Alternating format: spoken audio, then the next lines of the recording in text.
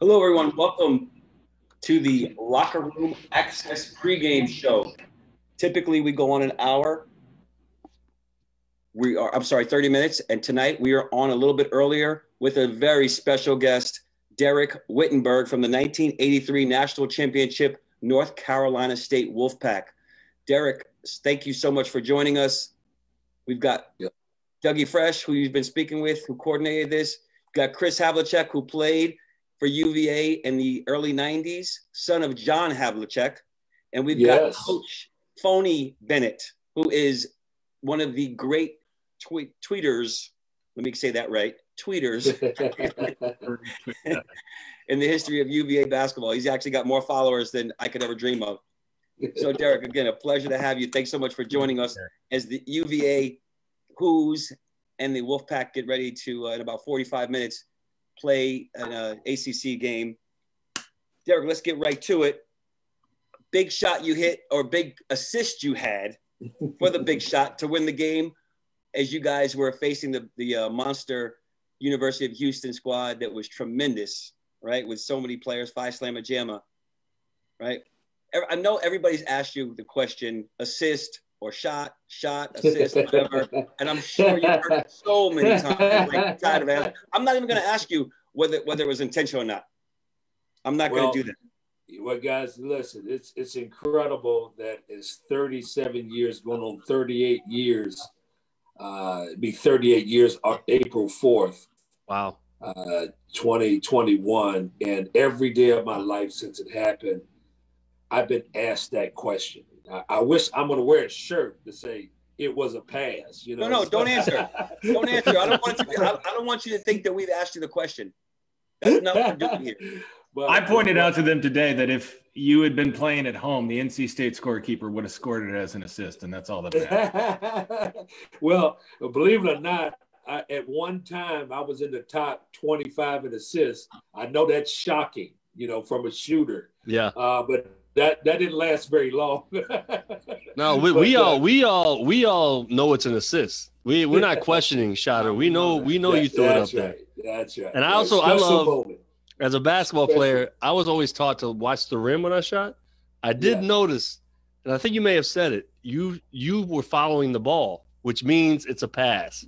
Yeah, well, actually, you actually look at the basket. See, when I teach shooting, I don't teach look at the rim, because you look at the rim, you're going to hit the rim. The basket, if you hit the back of the rim, look at the rim. I always looked at sometimes if I look at the flight of the ball, I'm not going to make it, but that's just style points. But I actually we're actually shooting in the middle of the basket. Yep. I think in that, if I'm looking at it right, and I've watched your 30 for 30, if it comes on, it's like we always remember the Titans. I can't turn it off. Yeah. Because it's really cool. It's really well done. I also like the Houston team and our team, which we'll get to. But I felt like you were watching the flight. So. Later in the show, Dougie's going to list his top 3 assists in the history of the NCAA tournament. I think he just gave you perhaps the top 4th assist in the history of the NCAA tournament. Pretty good. Nice job, Dougie. What was it like when you saw the ball go through the basket? Like, you guys just won the national championship. Yeah. Jim Valvano, he set the tone. He's the one that laid out the vision, and a vision is a dream with a plan, and he had a plan. And he believed in us, and he talked about it from day one, and that was the ultimate goal. And to get there and finally get there and then to win it, it's a dream come true. But, guys, I want you to remember that. For some of us, it wasn't a surprise. Now, you got to remember, Sydney and I came from DeMatha High School, and we only lost 7 games. And we won Morgan's first national championship. We went 28-0 in 1978. Wow. So if you go back and look at the footage at the end, we were excited. Our team was stunned. But if you look at the way we reacted, we expected to be there. And we had been there before. And not that it wasn't shocking and surprising, but, man, when you lose 7 games in high school, you don't know. I mean, losing wasn't an option. Okay, losing was an option. So for us to be there was tremendous. I can't tell you. I never would think I'll be talking to a bunch of UVA guys 38 years later about the 1983 championship. And this me hugging Jimmy. That's in the Western Regionals Finals, I think, against Ralph. I'll tell you what, I'm going to tell you something. With we told a lot of UVA people that this was going to happen tonight, and they're like, I won't watch it. So not everybody's happy about you being on here, homeboy. No, they shouldn't. Well, listen, I'm not happy about. We only beat Ralph and their team. They beat us 8 straight, guys. Yeah. I mean, we never beat them in the regular season. They beat us 8 straight. So why can't we have those 2? The Western Regions Finals. That's fair, right? I get it. So let's talk fair? That's fair. Let's talk about your last year.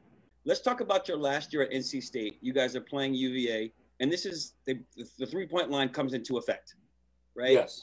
And you have 27 at the half. Yes. Right, and then you break your foot. Yes. What are you thinking? Are you thinking your season's over and this is going to be your last collegiate game? Ironically, I got the reference to DeMatha again. I did the same injury at DeMatha on the other foot in my senior year.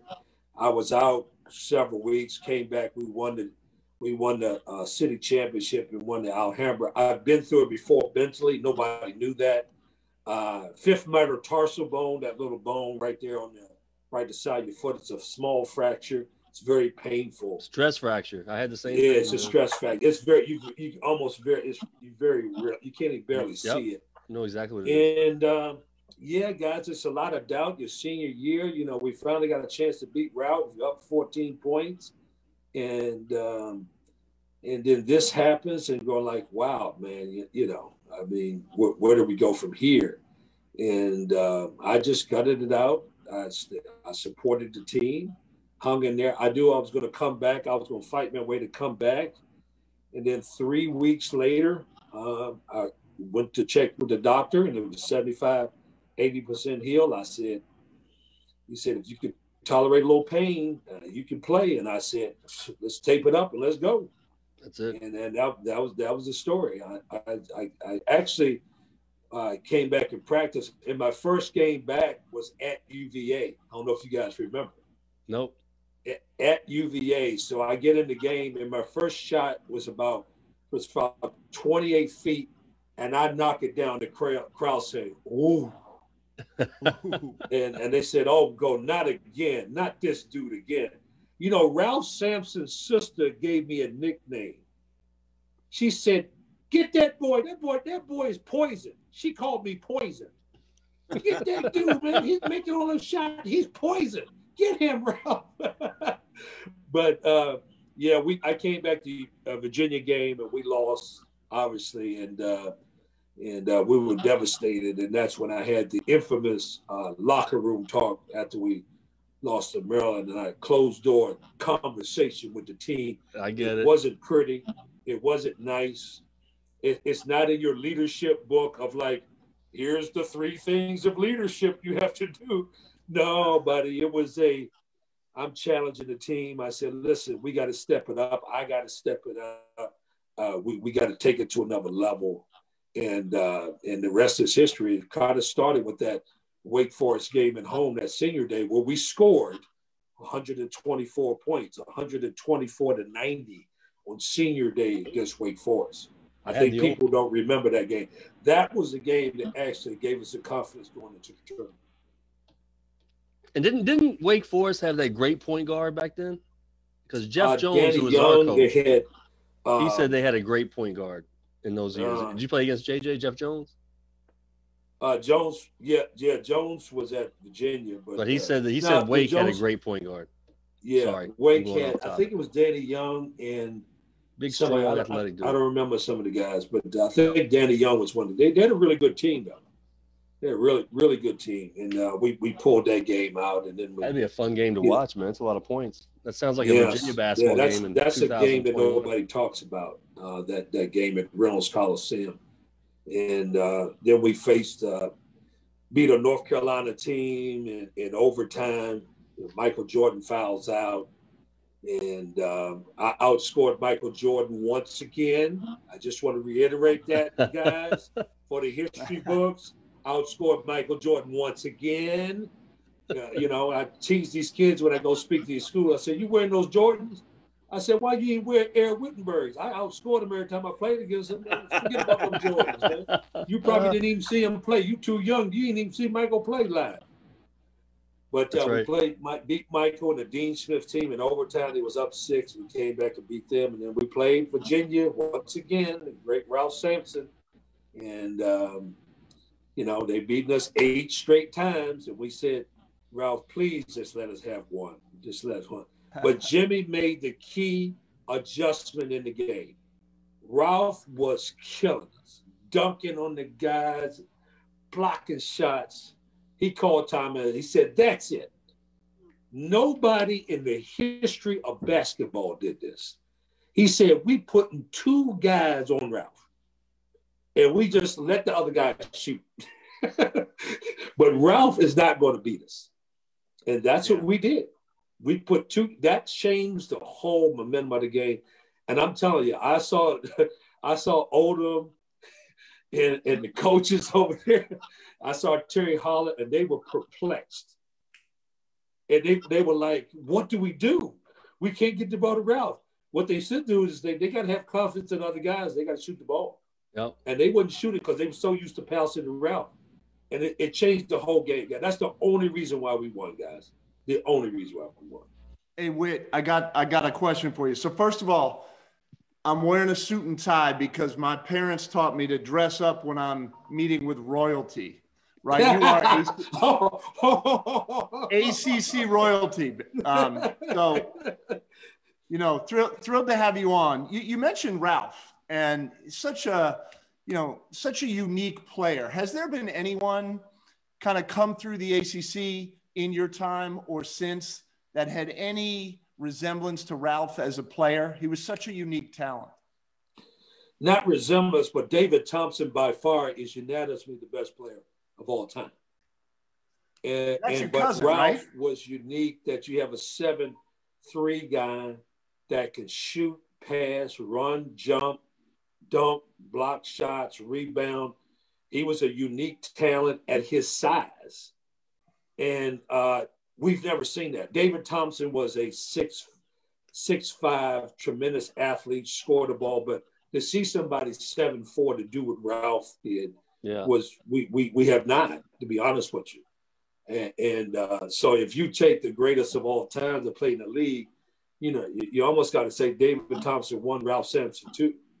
I mean, it's just, I mean, and we had some other great players, obviously, but when you talked about, you made a good point, unique talent that separated himself. 7'4", runs like a deer. I mean, he could do it all. So I really, really enjoyed Ralph playing. I didn't enjoy those 8 games. I didn't enjoy those 8 whoopings. I enjoyed the other 2 a lot more better, but Ralph was, and I always thought Ralph was kind of the forgotten guy because he never won the big one. He never won the ACC tournament. He didn't go to the Final Four. He didn't win the championship, but his legacy and what he did for Virginia basketball and his numbers, they stand alone. I mean, well, Whit, I don't know if you know, me and Hav were like 5-star recruits, and if it wasn't for Ralph, we never would have gone to Virginia. Yeah. Well, it was either Arkansas State or Virginia for me. So you know what I'm saying. You get it. You know, guys, I wanted to tell you this. So we're part of the class. The 1979 class was tabbed as one of the best classes ever. You know, so you got Ralph and Isaiah Thomas and James Worthy and Dominic Wilkins, Sidney Green, Antoine Carr.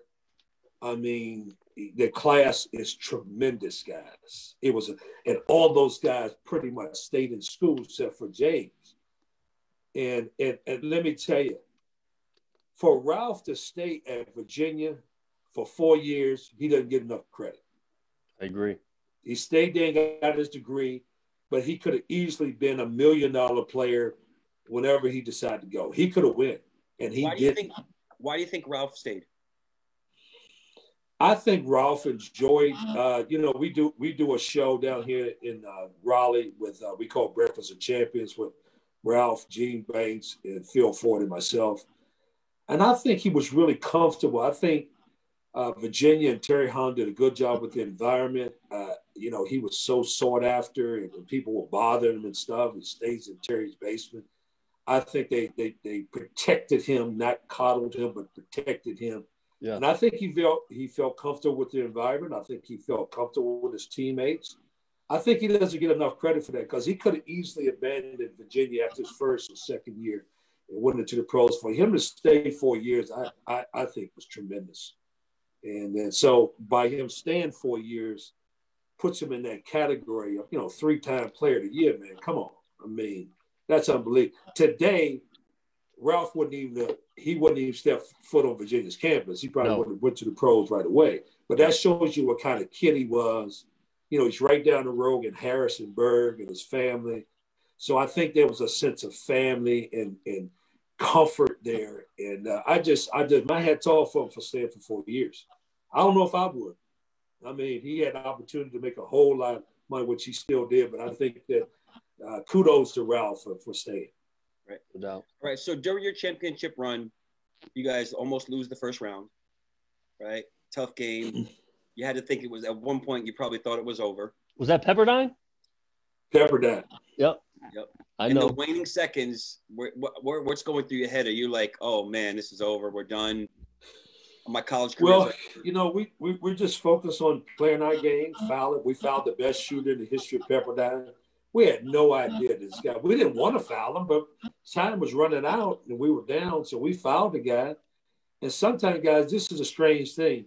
Pressure works in a mysterious way. If you up 15 points at the end of the game and you shoot their free throw, but now you got to make them in the clutch. It's the NCAA tournament. It's a different kind of pressure. He missed both.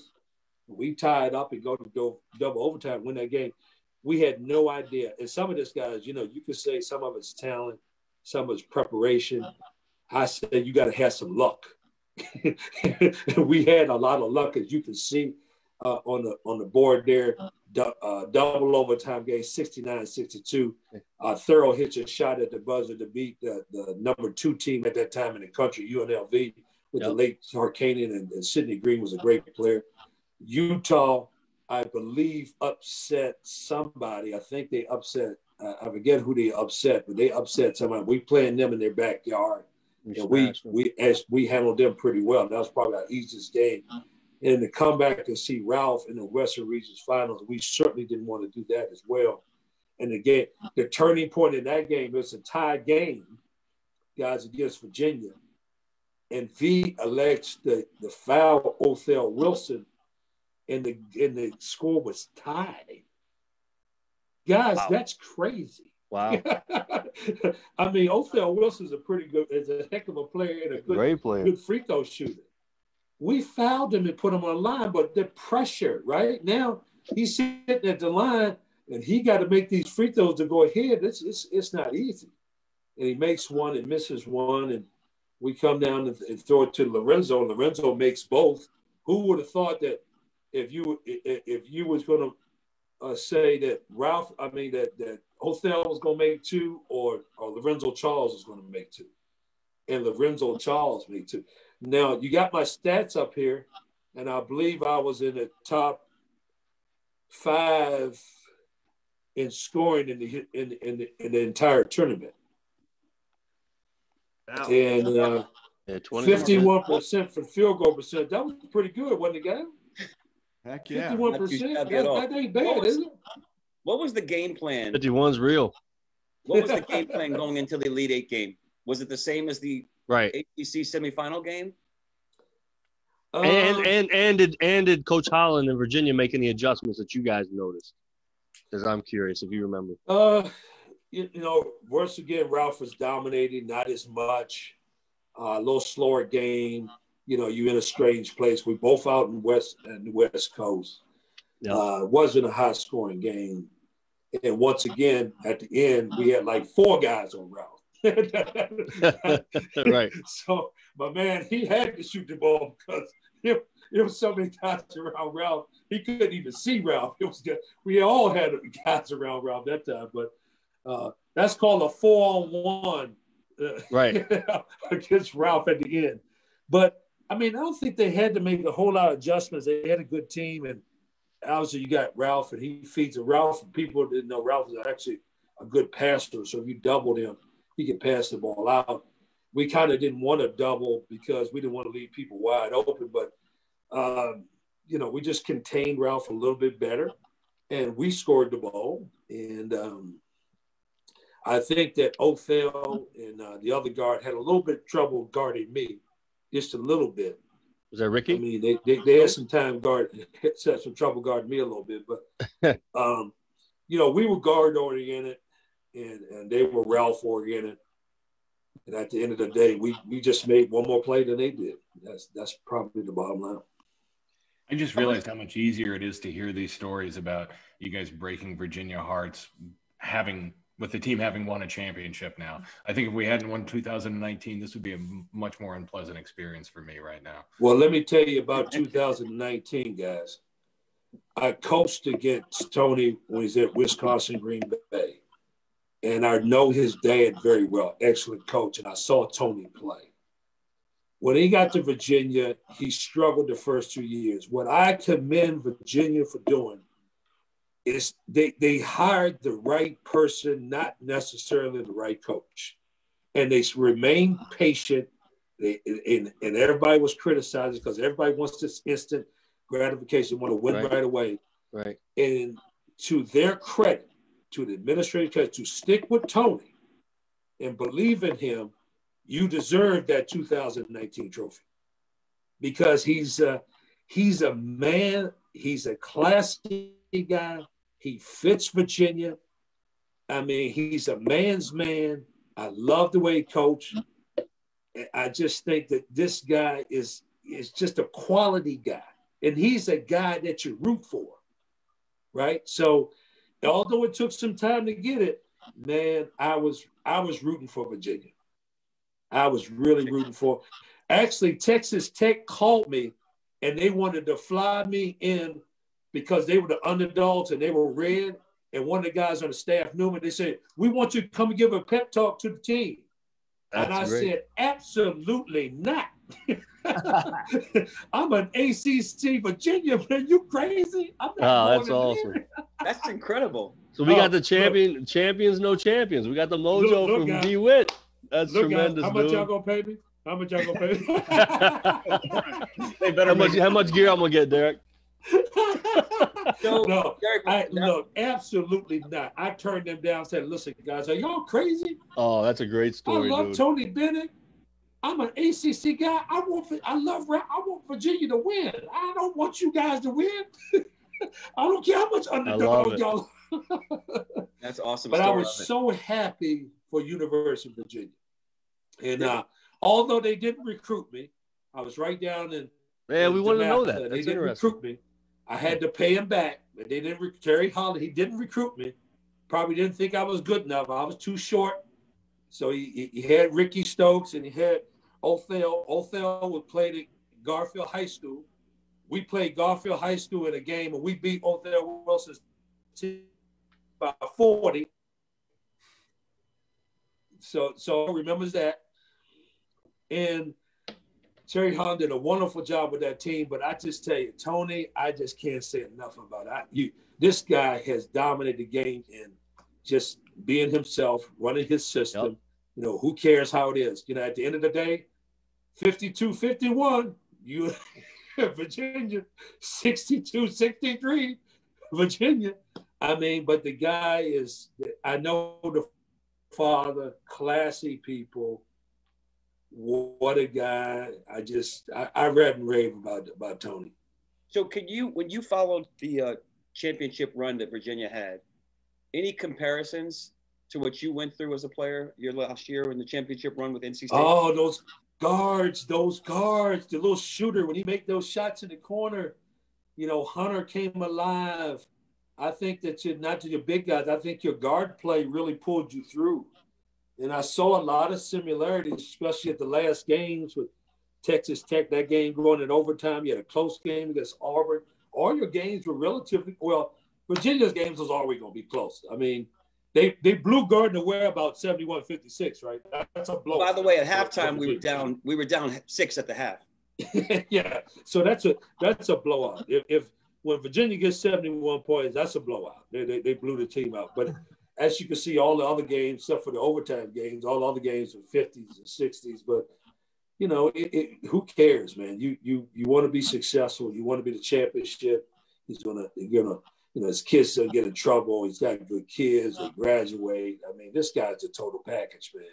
And, so Whit, I told you today, I don't know if it registered, but the guy with the hat on, his son was the point guard on that team, the 6'5", number 11, Ty Jerome. Okay. So Mark is he's a national champion too. Almost once removed like you, like the cousin once removed. He's once removed champion like yourself. Yeah, we're all cousins no matter what. We don't say once removed, as you know. That's right. Yes. Yes. So Dougie Fresh has put together his list. When you look at UVA basketball, the championship run, they had some great plays, right? We were the beneficiary of a missed free throw against Auburn. We had we also had an incredible assist, right? From Kihei Clark to Mamadi in the waning seconds to tie the game. Yes. And so Dougie Fresh has his top 3 assists of all time in the NCAA tournament. There it is. That's how you remember me, Whit. That day you So this one hurts me. Number 3 hurts me.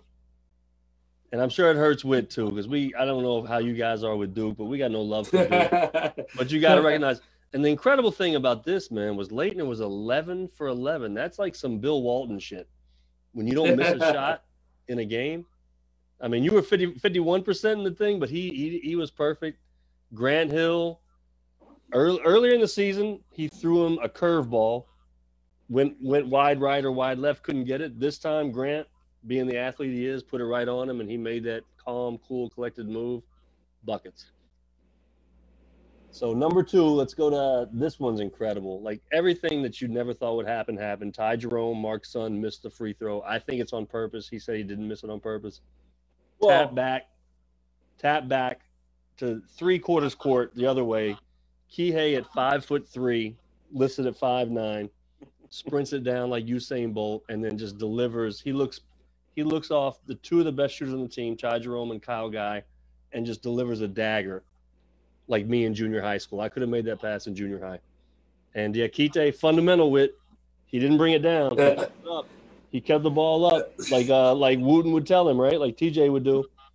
And the 7'7" guy couldn't get to it. So, but the number 1, I mean, there's only one if you're a national champion, is what you guys did, and you seeing Lorenzo out of nowhere. He was still on the ground. He wasn't even jumping yet. Laid it right up there for him, and then buckets, and you guys got it.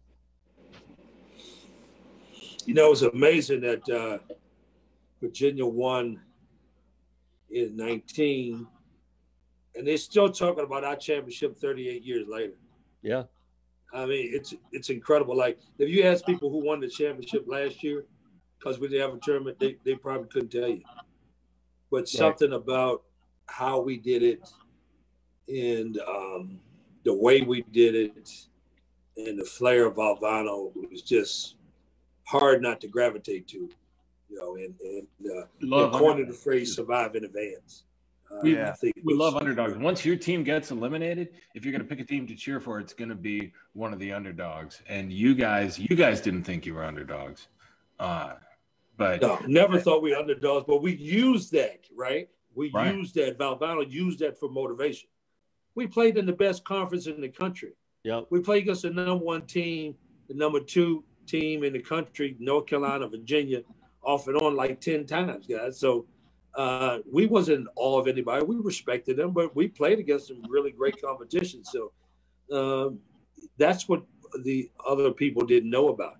The only 2 coaches that publicly came out and said that we had a chance to win was Bobby Knight and Will Jones. Will Jones was a small school from UDC. He coached me in AAU. He was at UDC at a Division II school. He won the national championship there. And Bobby Knight, they were the only 2 that thought we was going to win the national championship. Other than that, every coach, all the media, nobody thought we'd win. Nobody. Hey, Whit, that you bring up a good point. You know, you're talking about coaches, and when I think of great players, you know, I'm always interested in who helped shape them and mold them as players. You happen to have a couple Hall of Famers in Morgan Wooten and Jim Valvano. Can you talk about what each coach meant to you and any similarities and differences they have? Because that's one of the best duos you can have. You know, this is in my book. So my parents, in that decision, making me, the decision to go to DeMatha was the big one. You got 3 kids. DeMatha is about $300 a year. That was a huge decision to send me to Catholic school. But so many of the community, the people who were supporting me because of my talent, thought that this was a school that I needed a discipline. Believe it or not, guy, I had a bad temper, and I was a pretty bad kid in junior high school and everything, and I needed a discipline. So that moved to DeMatha, and then the structure, not just with the program. You know, you had it with, as they say this year, today, the culture. DeMatha school had the culture, right? We had to dress a certain way with slacks and blazers and tie and no facial hair. And they force you in Catholic school. They don't allow you not to fail. They make you study. They make you learn. And so the principle of a Morgan of God, family, school, and then basketball really was unique. And he never mentioned, guys, one time, he never mentioned the word win. He talked about the process. The end result, DeMatha was used to winning championships. So that was the ultimate thing. We knew we were going to win championships, but it was about teamwork, playing together, playing hard. And so Morgan was a fundamental principle guy. I go to Norm Sloan, and Norm's tough. Norm Sloan's tough guy, believed in toughness and being strong and everything. He was different in a way. They all was different in their own rights. Norm Sloan had won NC State's first national championship, 1974, my cousin David Thompson. And I have a story about what I signed at State. You know, everybody's asking me in my book, what was the press conference like? Well, I'm going to tell you what my press conference when we signed it. David Thompson had a game at the Capitol Classic. And we went to the game, and after the game, we waited for him, and Monty Tao came up. And I was joking around. I was trying to go to Hawaii and get some exit visit. I was going to NC State. And David Thompson, you know, is very quiet. He looked at me and says, because why don't you get this over with? Man, don't you want to just sign and just get this over with? And I said, okay. So I signed in the back of the rental car of David Thompson with Monty Tao. That's how I signed my letter. They took it to my parents and they took it back. So that's my press conference. I signed in the back of the car of David Thompson's rental car. But that's great. You know, Norm was unique, and then Norm leaves us was a pivotal moment, guys. And then in comes Jim Valvano, this personable guy, and this guy that, you know, he's funny, he's witty, you know, he seems like he's a fun guy, and we just took to him. And from day one, he talked about winning that ship. Valvano was more of a fun-loving guy, players coach, wanted to spend time with us off the court, great passion about people, cared about you, always upbeat, always got a great attitude, always positive, tremendous motivator. So they all were different in their rights. They all were successful in their own way and their own personalities. And I was very fortunate to have great parents and great coaches, and just benefit more. The principle that I learned from all of them is really helped me tremendous in my journey. That's what they say. They say the ball finds the player, right, Whit? So yeah, that's right. That's how it works, man. No surprise there. While we're still on the subject of coaches, you got a chance to coach in the ACC for NC State. So I know you're familiar with, you were talking about earlier about Bennett. Who are the best coaches currently in the ACC? Well, I like our guy. He's got a lot of potential. Keith did a heck of a job. You know, I knew him when he was at Hargrave Military Academy. He's got a lot of potential. He's young, just 4th year, and you know, he's trying to build the program. But obviously, you got some great coaches, some Hall of Famers that are in their last days. Obviously, Coach K, the winningest coach, and then you got the Boeheim. Obviously, those two have won all the games in Hall of Fame, and I think that those guys. I think the kid down in Georgia Tech is doing a better job than anybody's thinking. This team plays hard, and I think he's stealing some wins. But the unsung hero in the league, the guy who gets the least amount of respect, is Leonard Hamilton at Florida State. He's the third winningest coach. Yep. Everybody forgotten that he won the league last year. Probably is going to win the ACC tournament. Leonard is the forgotten man, and that he has done a tremendous job with not a lot of All-Americans. He's been strategic in his recruiting. He's built a culture and a program where, those guys, I mean, he's like one of the only teams in the country that's playing 11 guys. Now, these guys want to play, and to keep 11 guys happy is hard. Mm-hmm. But to his point, to his credit, I see a team that's together. I see a team that Leonard has built. He just hasn't gotten enough credit down the road that he deserves. And I know Leonard a long time. He's tapped as a great recruiter, but he built a program at Florida State in a football school that it's really difficult to build. And hats off to him. So, with the other elder statesmen still hanging around, the younger coaches, they got to, it's their opportunity the next couple of years to make a move. And obviously, Phony Bennett is one of those, he's a younger guy, right? I don't know how long he's going to go, but he's going to be the elder statesman here for long. I mean, Leonard Hamilton probably only has 40 years of coaching left. I mean, you see that guy. Great. And I just think that Tony's going to be the elder statesman. It depends on how long he wants to coach. What's his plan? Does he want to win another national championship? I'm sure he does. But he could have left like 10 times if he wanted to. Wisconsin been trying to knock down his door, steal his dog, to plant money in his backyard. Wisconsin tried to do everything they could to get him, and he never budged. And he did something I thought was unique when he gave his assistant coaches part of the raise. I mean, this guy is, I can't say enough about this guy. And he's an old school guy to me. But we got some really good young coaches coming up, and it's trying to find their way because, it takes time to build some consistency, to win on a consistent basis. And this league's not hard. It's not forgiving. And Capel's trying to build his program in Pittsburgh. He's one of those good young coaches. But, these administrations, will they remain patient?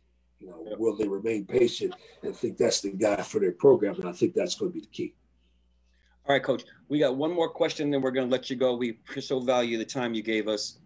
When you're preparing for a UVA team, what are the coaches and what's the plan from the coaches? And also, are the kids now thinking, man, we got to go play UVA. This is going to be a real tough one. Well, they do a good job. I think you got to spread them out. I saw the Virginia Tech game, and they did a nice job of moving the ball side to side, getting it inside, spreading them out. I noticed that Virginia is not doubling the post like they used to, which was, very effective. They're not doing that as much. But I think like UMBC did, they were a smaller, quicker team. I think you got to look at matchups, move them around side to side. I think you got to you're going to have to make some jump shots because they're going to stay in front of you. But I think more important, you got to get to the rim. You got to get the ball inside. You got to try to get some easy baskets if you can. And then you have to they play a really sound defensive philosophy. And then they're very patient on offense. So you have to have defensive patience. So they're not going to take most of the shots within 15 to 20 seconds. And so they run you out, they'll wear you down. And most teams don't want to play defense that long. So as soon as you make a mistake, they make you pay. And they're really a jump shooting team. If you keep them out off the glass and keep them in front of you, even after those last second 15, 20 second shots can be tougher shots if you keep them in front of you because they mostly take jump shots. So if I was coaching to get them, I would mix it up. I would shoot a little zone in them. I would pressure them. I would keep them off balance. I think teams just line up and play people. They don't try to take anything away. And I would definitely try to, if I had really good guards, I would spread them out and drive them and try to get to the basket. If I had a good post guy, I'd throw the ball inside. So I don't know what the game plan. They don't ask me anymore, but I'm a hell of a coach. I've been undefeated for the last 8-9 years since 2013. I'm a hell of a coach now. I won every game that I coached this year so far. I don't know why people don't call me. Listen, I mean, those 6 guys in the Hall of Fame that I worked for: Gail Catlett, Joe Harrington, Bobby Crimmins, Norm Sloan, Morgan Wooten, and Jimmy Valvano, leads up to 66 championships and over 3,500 wins. And I don't know why in the hell nobody asked me about basketball. You just did. It's not what I know, it's who I've learned from. So you think I'm with Gail Catlett? He was in the West Virginia Hall of Fame. You think I didn't learn nothing from him? You think I ain't learned nothing for Jimmy? You think I ain't learned from Bobby Crimmins, who had a great burger at Georgia Tech? So I don't know why in the heck that somebody hasn't asked me how to beat Virginia. I can set up the game plan, right? But that don't mean it's always going to work. But at least I got a game plan. And one thing is for sure. You got to go. You may have to change your game plan at halftime, like Valvano did. You never know what to change. But I just think that Virginia is solid. They don't make a lot of mistakes. They don't turn the ball over.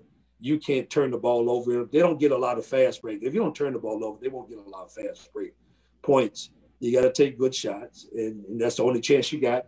And here's the deal: first team to 60 will win against Virginia. First team to 60. I don't know who's going to get there, but first team to 60. If you look at most of those scores, I said it when I was a commentator at ESPN. When you play Virginia, you got to get to 60 first. All right, that's why we had you on. First. That's why we had you on. I was wrong. Last question, this time for real. Who wins tonight, and what's the score? Your prediction.